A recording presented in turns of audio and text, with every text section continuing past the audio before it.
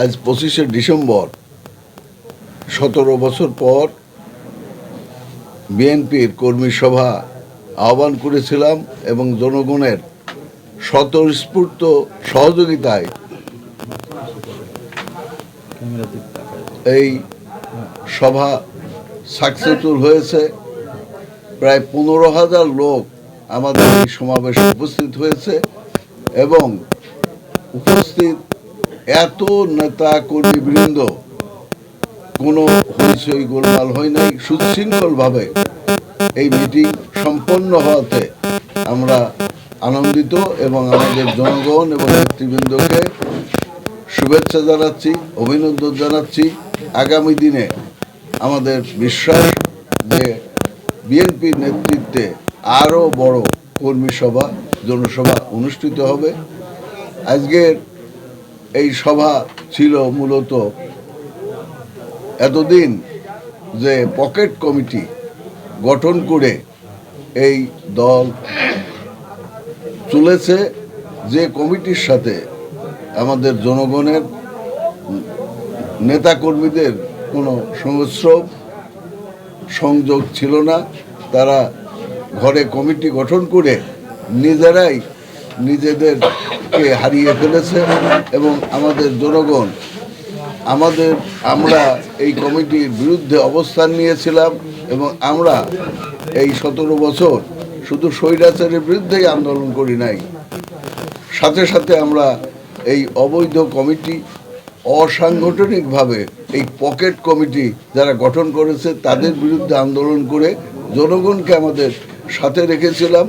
আজকে তারই বহিঃপ্রকাশ হয়েছে এবং সেই কমিটি, আজকে নতুন কমিটি জনাব কুতুবুদ্দিন আহমেদ এবং ইঞ্জিনিয়ার জাকির সরকারের নেতৃত্বে যে জেলা কমিটি হয়েছে, তারা এই কমিটি বিলুপ্ত করেছে। এই জন্য আমরা তাদেরকেও আমাদের পক্ষ থেকে নেতাকর্মীদের পক্ষ থেকে ধন্যবাদ, অভিনন্দন জানাচ্ছি।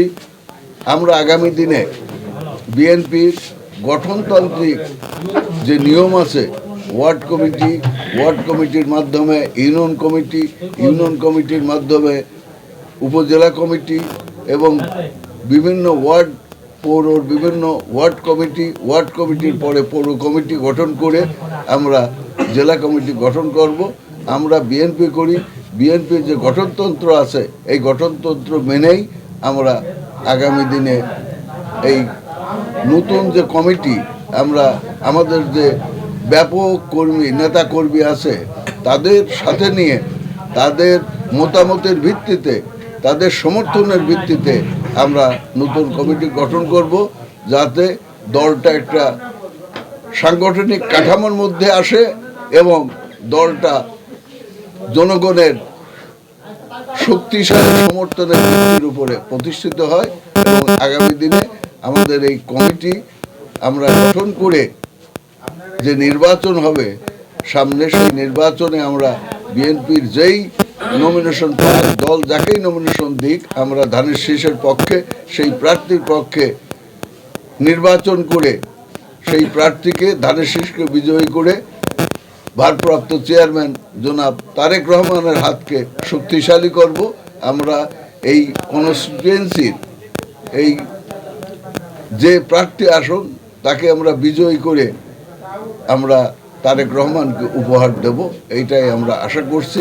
এতদিন পরে আজকে এত নেতাকর্মীর উপস্থিতিতে এই মিটিংয়ে আমরা আনন্দিত, আমরা অভিভূত এবং আগামী দিনেও আমরা নেতাকর্মীদের এরকম সব সমর্থন, এরকম সরব উপস্থিত হবে বলে আমরা আশা করি এবং আগামী দিনে তাই হবে।